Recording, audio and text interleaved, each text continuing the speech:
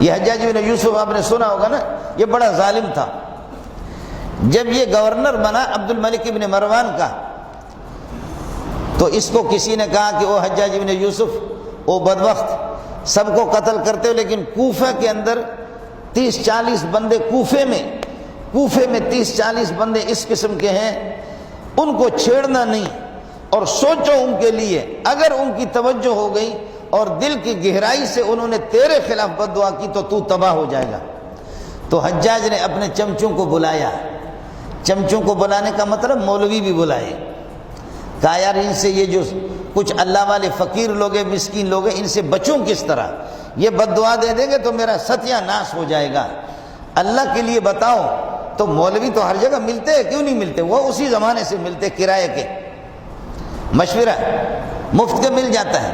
اور بڑا آدمی وہ گورنر جب وہ بلائے، اب تو گورنر کو سمجھا تو دے کہ خدا کا حکم یہ ہے، لیکن یہاں گورنر اور خر یا کوئی وزیر بلاتا کہتے اس طرح کرو، مولوی اتنا بھی نہیں کہتا کہ یہ خدا کا حکم ہے ہم نہیں کر سکتے، اتنا تو بولو نا۔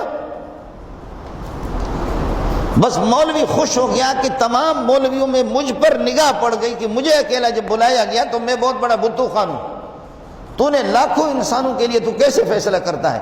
اس کو یہ تو بتا دے کہ ہم اپنے صفوں میں فاصلہ چھوڑ نہیں سکتے، ایک وہمی چیز ہے۔ مسجد تو شاہی خاندان تو مسجد تو کبھی بھی نہیں آیا سعودی والا، لیکن ان کے تقریباً 200 کے لگ بھگ کو کرونا لگا، وہ مسجد تو آتے ہی نہیں ہے، ان کو مسجد سے کیا پڑا ہے؟ اینما تکونوا یدرککم الموت، جہاں بھی تم بھاگو موت آئے گی، بیماری آئے گی، موت کے اسباب آئیں گے، جہاں بھی تم رہو۔ یہ فلسفہ آج تک میرے نالائق کے سمجھ میں نہیں آیا کہ جو کرونا گھر میں نہیں جا رہا وہ مسجد میں آ رہا ہے،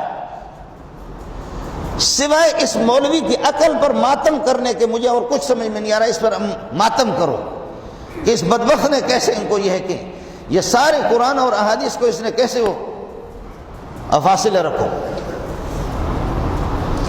آج تک کسی اخبار میں پڑھا کہ بیوی سے بھی ذرا دور رہو؟ کس وزیر نے کہا ہے؟ عطا اللہ نیازی اگر آ جائے تو ہمارے وزیر اعظم سینہ ملائے، اور مولوی صاحب آ جائے تو وزیر اعظم کہتے ہیں یہ کوئی نہیں اپنا اس طرح کہتے ہیں کہ اس کو چھوؤ کسی طرح لیکن مجھ سے ہاتھ نہ ملاؤ۔ یہ وہ سڑے ہوئے انڈے ہیں، یہ وہ گندے دانے ہیں، یہ وہ سڑے ہوئے انار ہے جو ہمارے اس میں معاشرے میں گھس گئے، جن کو ہم نے اپنے سر کا تاج بنا دیا۔ حجاج بن یوسف نے کہا کہ کیا کروں؟ تو کچھ صوفی صاحب بیٹھے ہوئے تھے، انہوں نے کہا کہ آسان طریقہ یہ ہے، یہ جو 40 بندے ہیں جو بددعا دیتے فوراً ٹھپ سے فوراً بددعاؤں کی لگ جاتی ہے، اس کا آسان طریقہ یہ ہے کہ ان کو حرام کھلاؤ، حرام حرام، پھر جتنے بھی یہ مولوی دعا کریں گے یہ صوفی، آپ کو بددعا نہیں لگے گی۔ تو حجاج نے پھر اس کی بکریاں چھینی، ان کے پاس بادشاہوں کے پاس ہوتا ہی حرام ہے سارا، جیسے جھوٹ بول کر کے دھندا بنا کر کے ملک سے کہ اتنا کرونا آیا اتنا آیا، کہاں ہے؟ ٹھیک ہے چند لوگوں کو تو ہو گیا، شوگر میں روزانہ اس سے زیادہ مرتے، کینسر میں روزانہ اس سے زیادہ مرتے، ایکسیڈنٹ میں اس سے زیادہ مرتے، 2-3 مہینوں میں تیرے پاس مرے ہوئے کتنے لوگ ہیں؟ لیکن یہ جو کرونا ہے یہ تمام بیماریوں کا دولہا ہے، دولہا۔ یہ کینسر کو بھی یہ مقام اور یہ پروٹوکول نہیں ملا، یہ شوگر کو بھی یہ پروٹوکول نہیں ملا، یہ عزت جو ہے نا یہ کسی اور بیماری کو نہیں ملی، کرونا زندہ باد۔ تو حجاج کو کہا کہ حرام کھلاؤ، تو حجاج نے واہ واہ، اس نے دعوت کا اہتمام کیا، دعوت کا اہتمام کر کے اس میں بکری ذبح کیے اور سجی بنایا، بلوچی سجی، اور اللہ آپ کا بھلا کرے شنواری سجی، فلانے سجی بنا کر کے تختوں پہ رکھ دیا، اور بزرگوں کے بارے میں پتہ کیا کہ اللہ والے جن کی بددعا لگتی ہے وہ کہاں ہے، معلوم کیا فلاں جگہ پہ، کہا کہ خادم چاہ رہا ہے کہ تمہاری زیارت ہو، خادم چاہ رہا ہے کہ آپ قدم بوسی فرمائیں، میرے ہاں آ جائے، مجھے خوشی ہوگی، میری سعادت ہوگی، میرے والدین کی نیک بختی ہوگی کہ تمہارے جیسے علامہ، تمہارے جیسے مفتی، تمہارے جیسے عارف باللہ، پیر طریقت، رہبر شریعت بدبخت جیسے تم لوگ آ جاؤ گے تو پھر آپ کو۔ اور بادشاہوں کے پاس آدمی جب جاتا ملا اس طرح ذلیل ہوتا ہے۔ وہ انہوں نے کہا واہ، گورنر عبد الملک ابن مروان کے گورنر ہمیں دعوت کر رہا۔ صوفی صاحب دوڑا دوڑا دوڑا، 40 بندے اس سے زیادہ انہوں نے سجی مجی کھلایا۔ وہ بکریاں اس کی اپنی بھی نہیں تھی، وہ خرید کی بھی نہیں تھی، وہ دوسروں سے چھین چھین کر کے سارا حرام تھا، ان کو کھلایا۔ جب صوفیوں نے، جب مولوی سجی کھائے اور جب صوفی صاحب، تبلیغی صاحب جب سجی کھائے، اس کو اور کیا چاہیے؟ اور اس کو جب گورنر بلائے، وہ بھی حجاج ابن یوسف، تو اس کو اور چاہیے کیا؟ واہ واہ، دبا کر کے گیٹ پہ کھڑا ہو گیا، سب سے ہاتھ ملایا، مصافحہ کیا، اندر بھیجا، تشریف لائیں، تشریف لے جائیں، آپ کی شان کے مطابق دعوت تو نہیں ہوئی ہے، لیکن یہ کہ جو ہم غریبوں سے بن پایا وہ کر لیا، جاؤ۔ سب نے آ کر کے کھا لیا، کھا کر کے اس کے بعد جب واپس گیٹ پہ کھڑا ہو گیا، ہاتھ اس سے ملا رہے، اب واپس جا رہے ہیں۔ جب سب کو رخصت کیا تو اس کے بعد پھر ناچنے لگے، کہنے لگے کھٹیا کھیر سا ہو جمالو، کھٹیا کھیر سا ہو جمالو، ہو جمالو۔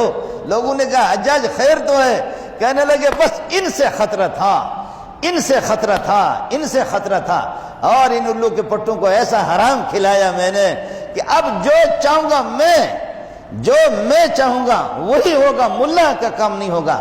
ان کے جو بڑے بڑے مولوی تھے، بڑے بڑے صوفی تھے، ان کے جہنم میں نے پہنچایا، حرام پہنچایا۔ حرام خور جتنا بھی بد دعا کرے یا دعا کرے اس کی دعا نہیں لگے گی۔ میرے نبی نے فرمایا ماکلہ حرام وملبسہ حرام فانا یستجاب لہ، جس کا کھانا پینا حرام ہو وہ کچھ بھی کرے، گریہ وزاری کرے، اس کی دعا قبول نہیں ہوگی۔ ساتھ ہی اہتمام کرے رمضان میں، کسی کو افطار کرائیں تو حرام مال سے، اور خود افطار کرے، سحری کا کھانا تناول فرمائے، حرام نہیں، حلال، حلال سے اس کا اہتمام کرے۔ حرام کسی کو یہ ہے کہ نہ کھلائے۔ بس انہوں نے کہا کہ یہ ہو گیا۔ آخر حجاج گاجر مولی کی طرح ان کو ذبح کرتے رہے، لیکن کسی صوفی کے بددعا نہیں لگی۔ ایک جو دعوت پہ نہیں گیا تھا، سب کو سبحان اللہ، جو ایک دعوت پہ نہیں گیا تھا، ایک دعوت پہ نہیں گیا تھا، پتہ چل گیا کہ یہ ان کی دعوت پہ نہیں آیا، یہ اس کو مانتا بھی نہیں ہے۔ وہ میں آپ کو نام بتاتا ہوں، ہمارے ہاں جب ان کا نام آتا ہے نا، ہم کتابیں پڑھتے ہیں، پڑھاتے ہیں۔ سعید بن جبیر کا جب نام آتا ہے، تابعی تھے، اور تابعی وہ ہوتا ہے کہ جنہوں نے نبی کے شاگردوں سے پڑھا ہو، نبی کے ساتھیوں کو دیکھا ہو، جنہوں نے ابو بکر، عمر، عثمان، 1.25 لاکھ صحابہ کو جس نے دیکھا اس کو تابعی کہتے۔ تابعی تھے حضرت سعید بن جبیر، اور اتنے بڑے عالم تھے۔ امام احمد بن حنبل کہتے ہیں اللہ حجاج بن یوسف کے ہاتھ شل کر دے، اللہ حجاج بن یوسف کو تباہ کر دے، ہے خدا اس کو غارت کرے۔ اس ظالم نے، بدبخت نے اس ٹائم پہ سعید بن جبیر ہم سے چھینا، جس موقع پر آسمان کو بھی سعید بن جبیر کی ضرورت تھی، زمین کو بھی ضرورت تھی، ایسے اتنے بڑے عالم کو ہم سے چھینا۔ سعید بن جبیر کو پیغام پہنچا کہ تو بچے گا نہیں، تو ایسے ظالموں کے خلاف بولتا ہے، تو بچے گا نہیں۔ سعید بن جبیر ہنسنے لگے، ہنس کر کے کہنے لگے یا اللہ، اس نے پکا ارادہ کر دیا یہ مجھے چھوڑے گا نہیں، تو ہی جانتا ہے مجھے کیا معلوم ہے، میں راضی ہوں، بچوں تب بھی راضی ہوں، اور مجھے شہید کرے تب بھی راضی، لیکن میری ایک دعا قبول کر لے اللہ، میری ایک دعا قبول کر لے۔ میں نے بکرے تو نہیں کھایا ہے، میں نے سجی تو نہیں کھائی اس کی، میری ایک دعا قبول کر لے۔ فرمایا کیا؟ فرمایا کہ ایک دعا ہے میرا رب، میری قتل کے بعد میرا قتل آخری قتل ہو، اس کے بعد اس کو توفیق نہیں دینا، اللہ ایسی بیماری میں اس کو مبتلا کر لے، آسمان بھی دیکھ لے، زمین بھی دیکھ لے۔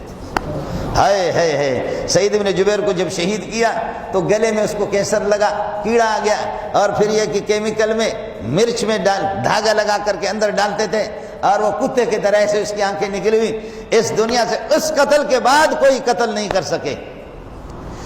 یہ حلال خور اور وہ حرام خور۔ ساتھی اس کا اہتمام کریں، ساتھی اس کا اہتمام کریں، کوشش کر لے، قرضہ بھی لے کسی سے، بعد میں یہ ہے کہ آپ اپنی حلال آمدنی سے اس کے قرض رمضان کے بعد اللہ آپ کو توفیق دے دیں، لیکن آپ کے افطار کے اندر، آپ کے سحری کے اندر، آپ کی دعاؤں کے اندر، آپ کے کپڑوں میں بھی یہ چیز نہ ہو، آپ کے کپڑوں میں بھی حرام کی ملاوٹ بھی نہ ہو، میں آپ سے کہہ رہا ہوں میں خود محتاج ہوں، آپ سے کہہ رہا ہوں میرے لیے بھی دعا کریں۔